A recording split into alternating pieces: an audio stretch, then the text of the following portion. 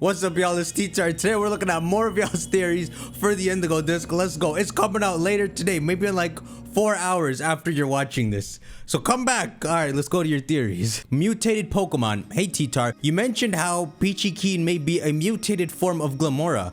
What if alongside the Loyal 3, they essentially make a whole new batch of mutated Pokemon with the Toxic Chain? This could be a whole new category like Ultra Beast and Paradox Pokemon. So this could totally happen, right? Depends how far they go with Dokutaro. If they decide to extend Pichikeen over to the next games, best example I can give is like Hoopa. It was in X and Y secretly, and then it had a better and bigger purpose in Oraz. And you never know, right? In the next Pokemon games, there could be like 5 new Pokemon with Toxic Chains, and that's a whole Ultra Beast like category. But for now, I would say the odds of that are slim because you're just gonna stay true to the Momotaro story. Y'all want to know why I'm laughing? Y'all, I spent like 20 minutes just now trying to update my game. I got the time wrong. I freaking woke up early for this. I said you're spamming update. No update for 20 minutes. I'm like, I ain't going on the internet at all to see what's wrong with this update. Why not coming? After 20 minutes, I broke. I looked online. Apparently, it comes out in 10 hours. Why Ogerpon hides from Kieran? If Kieran is in fact the dude who took care of Ogerpon, old Kieran must have told Ogerpon to avoid young Kieran to keep the time looped intact. That's not bad. If Ogerpon interacted with Kieran in present day, things would have played out differently, and Kieran may not have resurrected the Loyal 3, and he may not have gotten sent back in time to take care of Ogerpon. I mean, y'all gotta watch the last video I did. It is really weird, y'all. But yeah, I've been on this Kieran time loop mindset for a while, so I'm gonna let the DLC explain it to me. I ain't gonna fight for it anymore. Pichikeen Nightmare Theory. Hey T-Tar, if we're so sure that Tropius is a dream Pokemon, then wouldn't it make sense for Pichikeen to be a nightmare Pokemon? Okay, I see what you're saying. So Tropius is bringing out people's desires.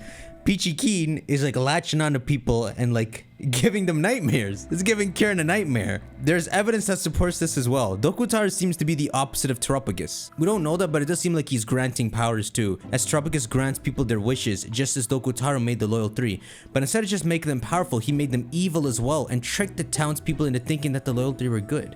The townspeople just stupid, bro. All they saw was Ogerpon beat up the Loyal 3 for stealing the masks, and they thought they were saviors. Also, when he latches onto someone, they become all evil and powerful, just like Kieran has in the Indigo disc. That's not bad. So, you know, Tropius is a very overt dream-granting power. It'd be interesting if Pichikeen is like very covertly in your head, but he's like giving people nightmares. And maybe still awakening power through people, but through like just a nightmare. I mean, look at the Loyal 3. Do they look like they're having a good time? Honestly, I want to be a Loyal 3. You see, they're like Team Rocket goofing around. I wouldn't mind getting a few Toxic Chains from Dokutaro. That's what I mean, y'all. The Loyal 3 is so goofy. There's only 2 approaches to Pichikeen here. 1, he's gonna be stern and badass looking, or 2, dude's gonna be even more goofy than the Loyal 3. Ogerpon equals Dokutaro. Okay, what they mean by this title is that they're counterparts. Not that Ogerpon is Dokutaro. Like the man with Ogerpon goes to sleep and she just awakens and starts beating him up. Hey teacher, I've been thinking a lot about your theory, and maybe that there could be 2 Dokutaros. One leeched onto Gita and one is on the Kieran to cause trouble. What if Ogerpon is Dokutaro's counterpart? If we think about it, we never got an explanation as to why the Loyal 3 wanted Ogerpon's masks, except for the reason that they were greedy. It would never made sense to me why the Loyal 3 were so fascinated by the masks, and in-game the Loyal 3 have no use for them. So what if Dokutaro and Ogerpon probably come from Area 0? And it would make sense why Dokutaro is after and following Ogerpon for its mask, because it's greedy for power to be stronger than its counterpart. Y'all, could you imagine they reveal, we still don't know what Dokutaro look like, right? Could you imagine they reveal it? And right now it's this peach looking thing, right? Baku says it can open up. What if it opens up and it literally has like the same face as Ogerpon? Which means they are in a weird way counterparts, like exact counterparts too. The game takes liberties with the mythologies they follow. Like for example, in the original Momotaro story, they fight a bunch of Oni, not just one Ogerpon. So could you imagine they take a couple other liberties and they make Dokutaro a male, but it has Ogerpon's face, which would almost maybe imply without saying it directly that they're like siblings or something. I don't, for some reason Ogerpon's not like mad or anything. You would think if Ogerpon saw the Loyal 3 again, she would whoop their asses again. She's clearly holding back, right? Don't you think as soon as you gave the Teal mask back to her, which is like 5 minutes after you save her, that she would have just ran off and beat him up? It's like she holds no anger in her heart. Last minute Kieran and Peachy King theory. Building on the concept that Peachy King might have an open form like the Tapus, I think it's possible the Peach King might resemble Unova's toxic badge. Oh, hey, this is yeah, that's kind of interesting. We don't actually know what region Dokutaro belongs to. If Unova revisits are on the way, maybe this is a subtle hint, and that the Loyal 3 are transformed Unovan Pokemon. Like on Pheasant Herdier? Okay, no. Well, they could be transformed of Pokemon we know, or they could just be in a part of Unova that we haven't been to yet, and there's just like naked Okidokis running around. Naked as in like they don't have the toxic chains. Gita the Savior?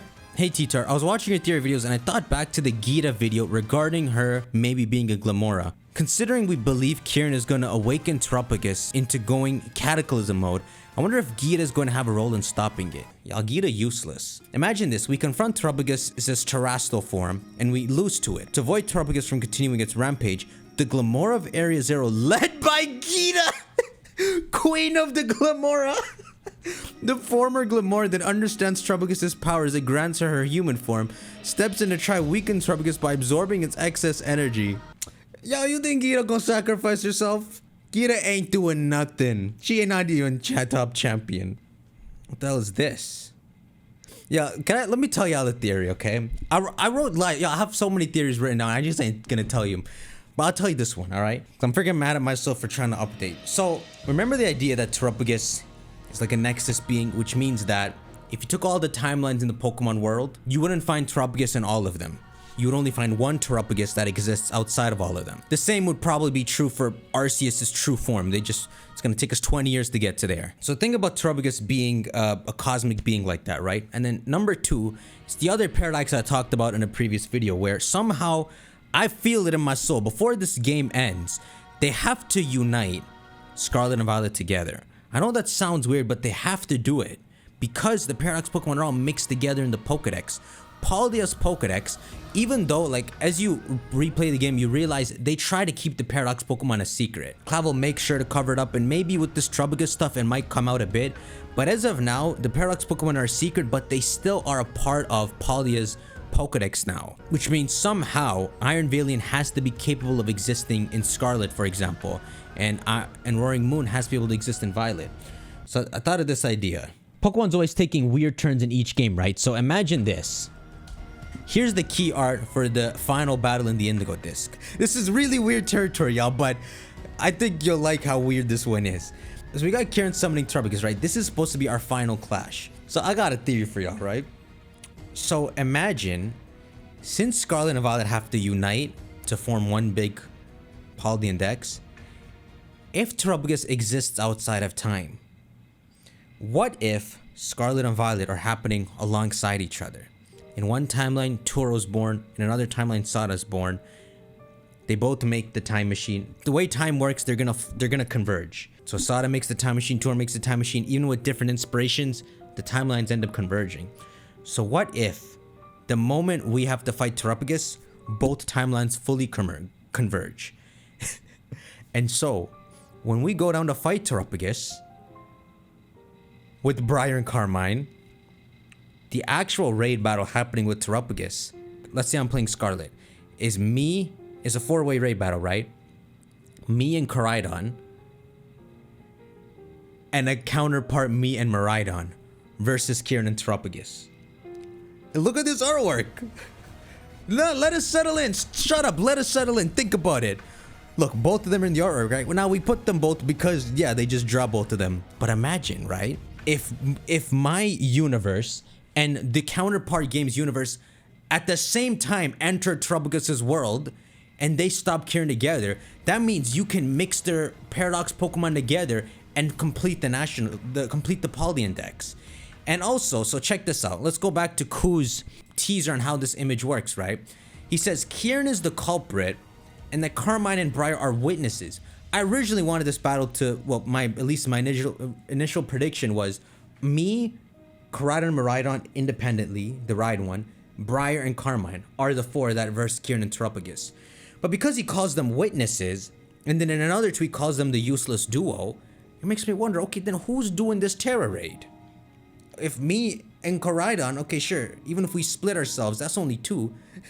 So let's bring in our counterparts. That would mean when we're entering Trubogus's world, in a weird way, you would see your counterparts too. Wouldn't y'all like that idea, as weird as it is?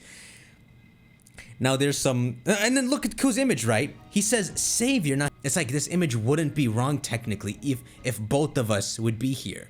Unfortunately, we're wearing the Blueberry Academy outfit when we're going to fight Trubogus, so it's not like you'd see your counterpart and they would be wearing like Uva and Aranha uniform, sadly, as if this is gonna happen. But I imagine whatever character you chose, it would be the counterpart. So if you're playing as the girl, the boy would be from the other universe. So here's the weirdness in this, right? That would mean you would see a second Briar and Carmine, which still works, you know?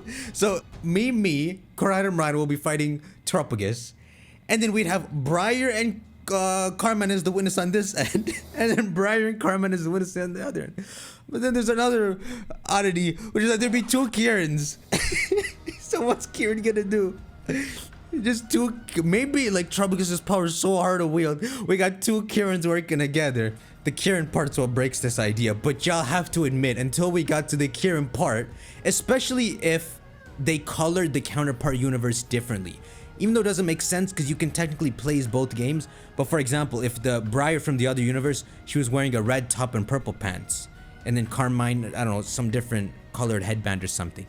Just to show, yo, these 2 timelines really converged. Y'all gotta admit, it makes sense in terms of the idea I talk about where you gotta finish the Pokedex somehow. Somehow you gotta cross over Scarlet and Violet together.